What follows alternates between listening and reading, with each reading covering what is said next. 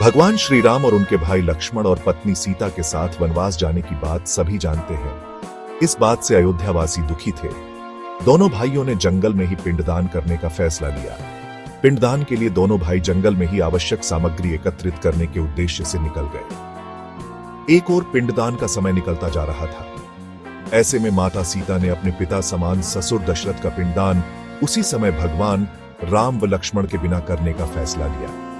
माता सीता ने पूरे विधि विधान के साथ पिंडदान किया। जब प्रभु राम और लक्ष्मण लौट कर आए तो उन्हें पूरी बात बताई और कहा कि उस समय पंडित, कौवा, फल्गु नदी और गाय उपस्थित थे। माता सीता ने कहा कि प्रभु आप साक्षी के तौर पर आप इन चारों से सच्चाई पूछ सकते हैं। भगवान श्री राम और उनके भाई लक्ष्मण और पत्नी सीता के साथ वनवास जाने की बात सभी जानते हैं। इस बात से अयोध्यावासी दुखी थे। दोनों भाइयों ने जंगल में ही पिंडदान करने का फैसला लिया। पिंडदान के लिए दोनों भाई जंगल में ही आवश्यक सामग्री एकत्रित करने के उद्देश्य से निकल गए। एक और पिंडदान का समय निकलता जा रहा था। ऐसे में माता सीता ने अपने पिता समान ससुर दशरथ का पिंडदान उसी समय भगवान राम व लक्ष्मण के बिना करने का फैसला लिया।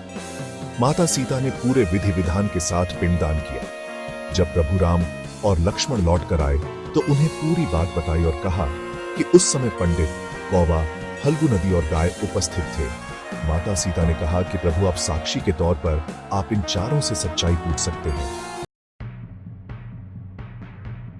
श्री राम ने इस बात की पुष्टि के लिए जब चारों से पूछा तो उन्होंने झूठ बोलते हुए इनकार कर दिया। इस बात से माता सीता से दोनों भाई नाराज हो गए। इस बार माता सीता क्रोधित हो गई और झूठ बोलने की सजा देते हुए आजीवन श्रापित कर दिया। माता सीता से पंडित को श्राप मिला कि पंडित को कितना भी मिलेगा लेकिन उसकी दरिद्रता कभी दूर नहीं होगी। कौवे को कहा कि उसका अकेले खाने से कभी पेट नहीं भरेगा और आकस्मिक मृत्यु होगी। फल्गु नदी को श्राप मिला कि पानी गिरने के बावजूद नहीं ऊपर से हमेशा सूखी ही रहेगी और नदी के ऊपर पानी का बहाव कभी नहीं होगा। माता सीता ने गाय को श्राप दिया कि घर में पूजा होने के बाद भी गाय को हमेशा जूठन खाना पड़ेगा।